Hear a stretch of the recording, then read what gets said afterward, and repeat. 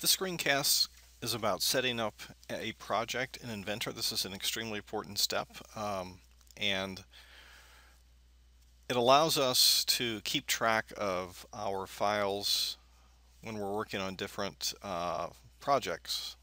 And so Inventor has a concept called the Inventor project, capital P, which allows us to compartmentalize or keep track of files using Inventor projects. It's very important that you get this right, so let me go through it. So the first thing we're going to do when we have nothing open is we're going to hit project. And you can see I've got a few projects here. I want to make a new project for another thing that I want to do with Inventor. So I'm going to set new, single user project. Next. Now here's where it's very important. So the name of my project is going to be capital GDF. And you can see that the name is identified here, and also the workspace that I'm going to be using is updated automatically. And also the project file, the IPJ extension file, is updated as well. The complication we have in our lab has to do with the fact that we use a virtual drive. It's called our Z drive, and it has proven to be more reliable to change this information here, which is essentially our Z drive in disguise, to make it explicitly say Z drive. So what do I mean by this?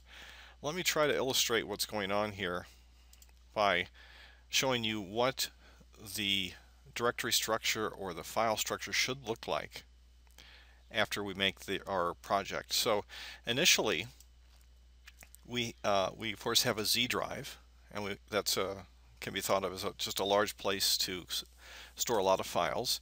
And as most of you know, we create folders to allow us to better manage and organize files. So the Inventor folder will always be at the root. This is called the root, so right off the Z drive.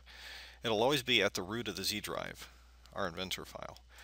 Now, our Inventor folder, excuse me. So folders are separated by from other things, either drives, Z in this case, or other folders by a backslash. That's just the way it is in Windows.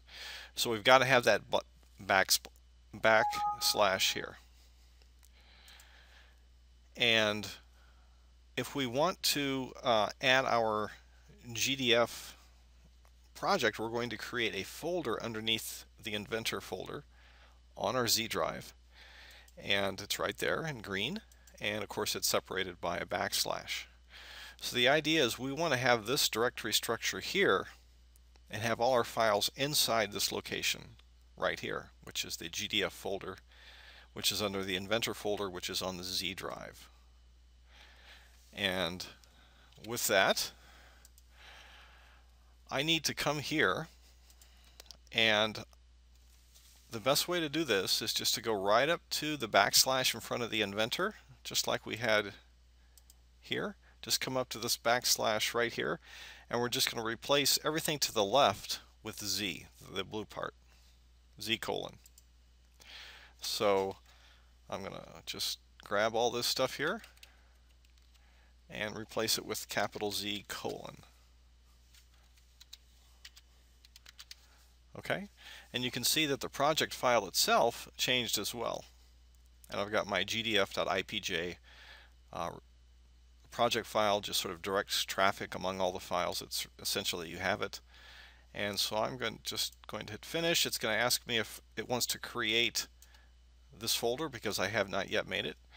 And I'm going to select OK, and it created it, and I have my GDF project active. And now I can go on and make some anything I want to make. After you make your project, you should always do the following. Go to File Explorer, navigate to your Z drive. It should look something like this. At least you should have the Inventor folder right there. Double click, and you should have all of your project folders right underneath. So there's our GDF, and you should always have this particular file. If you've already associated with Inventor with an IPJ file, it'll appear orange like it does now. If it not, then it won't appear orange, but that's okay. you can still look at the type here. You must have this situation here. It's got a .ipj extension if you have the option for turning on the extension for files. So to recap, before you do anything in Inventor, you either need to create a new project or browse to another project, for example ENSS or T9, and I'll talk about that in another screencast, or create a new one as I just did. But when creating a new one, you always want to go back in to the File Explorer and confirm that you've created it correctly, as I've shown here. This importance of making this this project file correctly can't be overemphasized. So good luck on making Inventor project files.